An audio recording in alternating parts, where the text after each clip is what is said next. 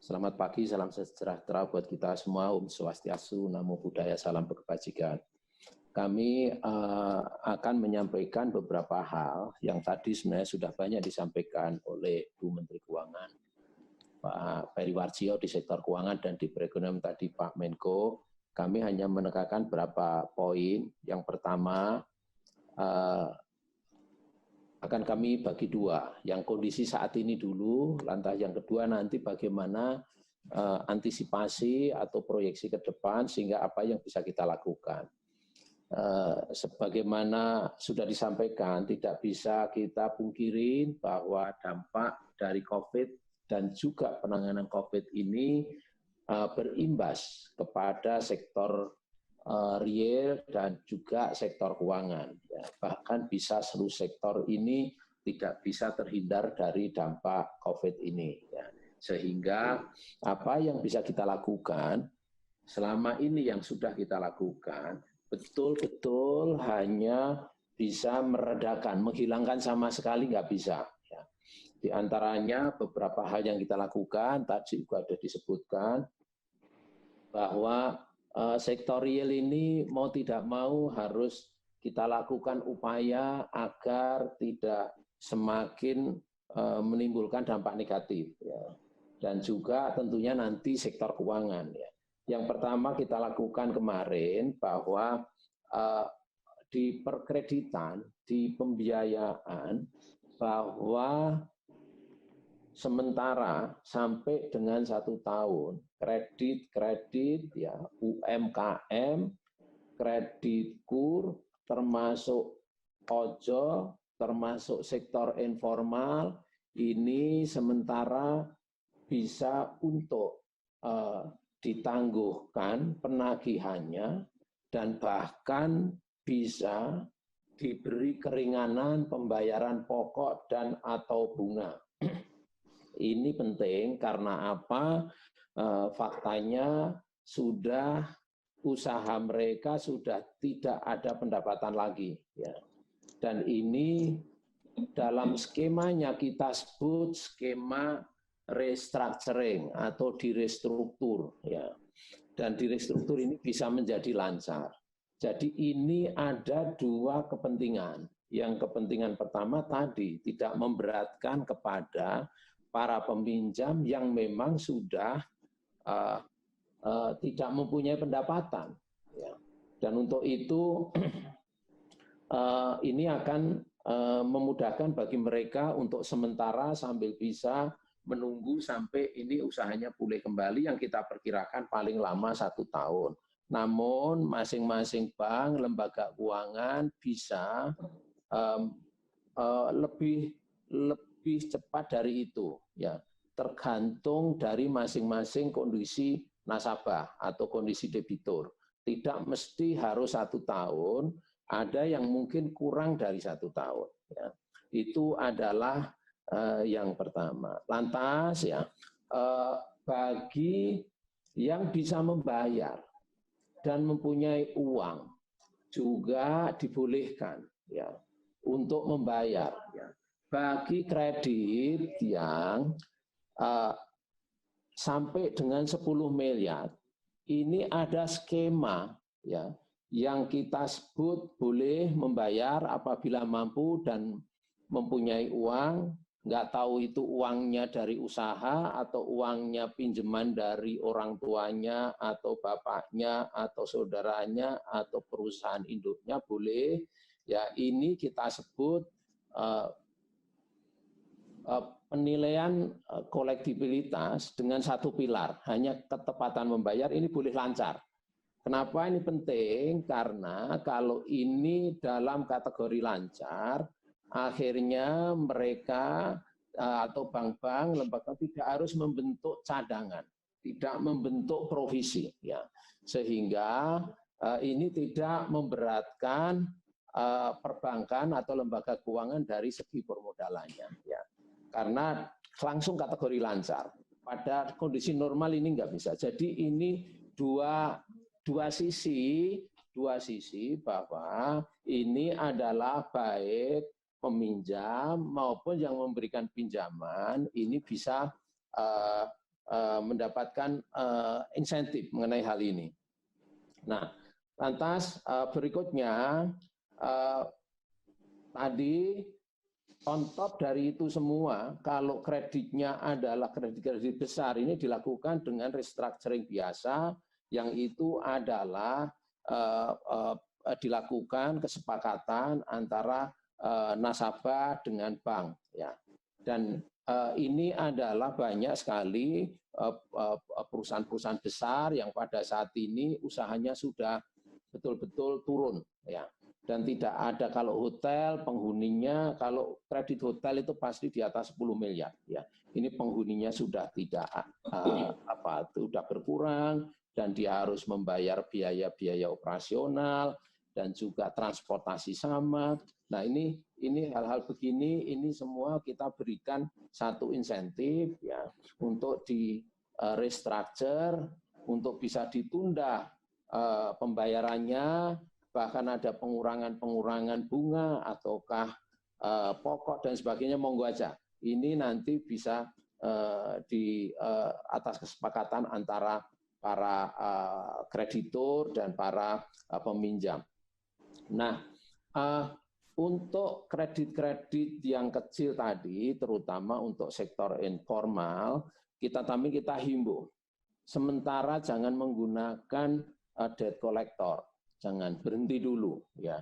Karena apa? Karena ini sebenarnya proses restructuring atau proses kesepakatan antara peminjam dan yang memberi pinjaman ini bisa dilakukan dengan menggunakan teknologi, bisa dengan menggunakan online, atau bisa menggunakan sistem digital yang lain. Dan ini sudah kita siapkan, kita sediakan oleh para pemberi kredit, dan juga sudah diumumkan kepada masyarakat. Sekali lagi, ini jangan sampai datang berbondong-bondong, ya.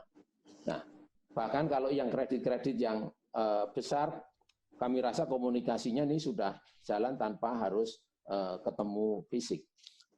Kalau memang akan dilakukan dengan konfirmasi dokumen, ya, hard copy silahkan nanti bisa dikirim melalui pengiriman. Ini adalah yang kita lakukan, bagaimana bisa memberikan ruang bagi peminjam dan juga bisa memberikan ruang yang lebih leluasa bagi para perbankan maupun lembaga pembiayaan. Ini yang sudah kita lakukan. Nah, berikutnya di pasar modal kami tahu bahwa penurunannya sudah cukup drastis, ya. Bahwa di pasar modal ini, ya, tadi juga disinggung Pak Peri, saham sudah keluar cukup besar sebesar 10,3 triliun, ya, dan investor untuk yang di SBN sudah juga sebesar 130,23 triliun, ya. Yang ini penjualan ini memberikan dampak atau tekanan kepada nilai tukar yang ini mudah-mudahan sudah beberapa hari ini sudah agak meredah, dan ini merupakan bentuk lebih confident-nya para investor kepada Indonesia. Nah, berikutnya, ya, ke beberapa pasar saham juga kita sudah memberikan satu kebijakan dileniensi, ya, diantaranya diperbolehkan para emiten untuk melakukan buyback, dan buyback ini tanpa rub, ya, sehingga saham-saham sebagian dibeli kembali oleh para emitennya supaya tidak memberikan tekanan kepada penjualan, ya. Kemudian kita juga sudah menerapkan asymmetric auto rejection diberlakukan, ya, dan juga pada saat penurunan 5% ini dilakukan trading halt selama 30 menit, dan ini untuk mengurangi tekanan-tekanan itu, ya. Dan banyak sekali beberapa kebijakan lain yang kita keluarkan yang intinya bagaimana tidak terlalu memberikan tekanan lebih besar kepada penurunan sentimen negatif ini, ya. Bapak Ibu sekalian, berikutnya kondisi ini masuk poin ke dalam bagaimana ke depan proyeksi. Proyeksi ini bukan berarti akan terjadi dan magnitudenya juga belum bisa kita prediksikan. Namun demikian, kalau kita lihat terutama sektor real ini bagaimana bagaimana bisa cepat recovery, tentunya ini tidak terlepas dari bagaimana penanganan COVID ini. Nah, tapi bagaimanapun juga kita harus sedia payung sebelum hujan. Ya, tadi beberapa kebijakan yang in the pipeline, diantaranya tadi sudah disampaikan agak detail dengan Bu Menteri Keuangan, insentif pajak dan sebagainya, dan Pak Menko, dan juga tadi Pak Gubernur Bank Indonesia.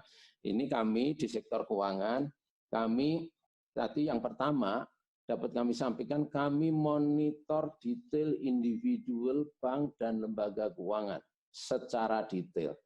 Yang pertama, kami lihat jangan sampai ada moral hazard ya, oleh para pihak yang ingin ngambil keuntungan untuk kepentingan pribadi maupun kepentingan tertentu. Ini kami yakinkan di lapangan, kami bersama Pak Heru, ya KE di bidang perbankan, Pak Aris Winandi, ini adalah eksekutif di bidang IKNP, dan Pak Usin Pasar Modal, bekerja sama, kita tiap hari juga melakukan video conference, monitor kondisinya. Ya.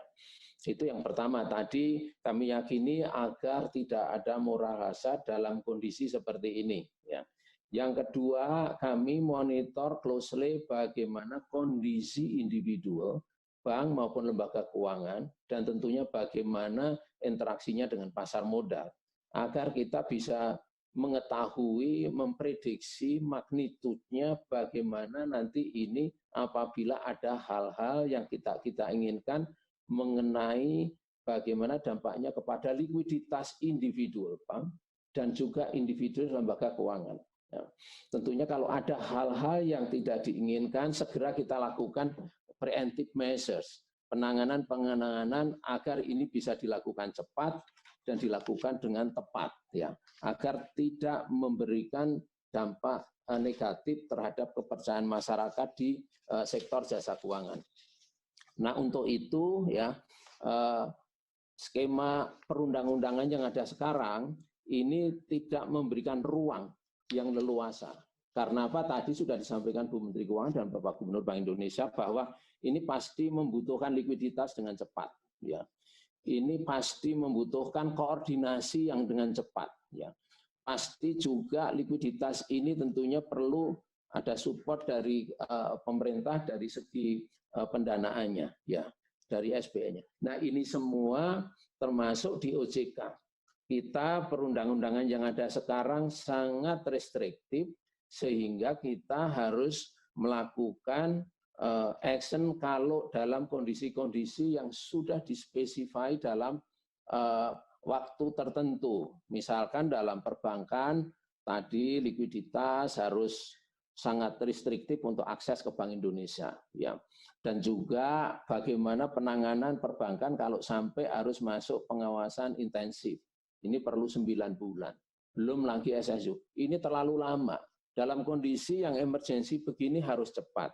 Sehingga kami tadi disampaikan dalam draft Perpu bahwa kita agar OJK diberikan kewenangan untuk merestructure lebih awal dengan melakukan merger lebih awal tanpa menunggu tadi perhitungan bulan, 9 bulan dan sebagainya. Karena dalam hal normal 9 bulan ini pemegang saham masih mempunyai hak untuk mencari investor. Nah, ini pengalaman kami selama ini terlalu lama. Ya, bisa berlarut-larut, ya. Tidak selesai-selesai, di mana kepercayaan masyarakat bisa tambah turun. Nah, inilah yang kita minta agar kita mempunyai kewenangan lebih awal untuk melakukan merger kepada bank-bank apabila memang diperlukan. Mudah-mudahan ini nggak sampai ke situ. Cuma kalau sampai terjadi sehingga kita mempunyai legal framework yang kuat untuk melakukan itu. Dan kami garis bawahi bahwa kami akan betul-betul melakukan due diligence secara ketat, ya, kepada individual bank. Bahkan sini sudah mulai kita lakukan agar supaya tidak terjadi murah hazard yang terjadi di lapangan, ya. Dan untuk itu kami juga mempunyai catatan pada saat yang bersamaan dalam kalau terjadi situasi yang tidak kita inginkan, kepercayaan masyarakat tetap harus kita jaga. Makanya kami mendukung apabila ada tentunya nanti Pak Halim akan menjelaskan lebih detail bagaimana dari segi penjaminan ini bisa memberikan confident masyarakat dalam situasi-situasi yang tidak kita inginkan. Jadi sekali lagi yang kita lakukan yang kedua ini betul-betul ini prediksi. Apakah terjadi? Mudah-mudahan tidak. Ya.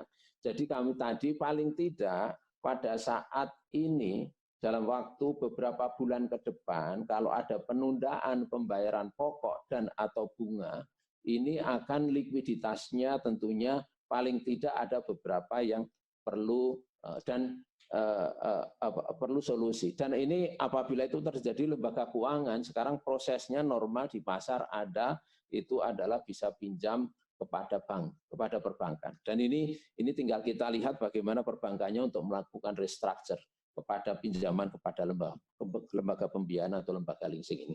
Mungkin itu Pak Menko, Bu Menteri Keuangan yang dapat kami sampaikan, dan tentunya ini tentunya hal ini adalah bagus untuk memberikan confidence kepada masyarakat dan dunia. Terima kasih. Wassalamualaikum warahmatullahi wabarakatuh.